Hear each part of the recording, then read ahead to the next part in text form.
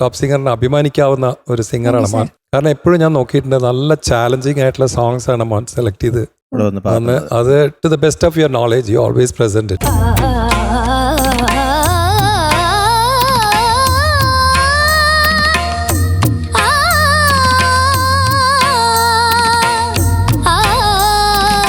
ഈ പാട്ടെന്നൊക്കെ പറഞ്ഞു കഴിഞ്ഞാൽ ഇനി ദാസേട്ടൻ പാടി വെച്ചാൽ ഇനി അപ്പുറത്ത് ഒന്നും പാടാനില്ല.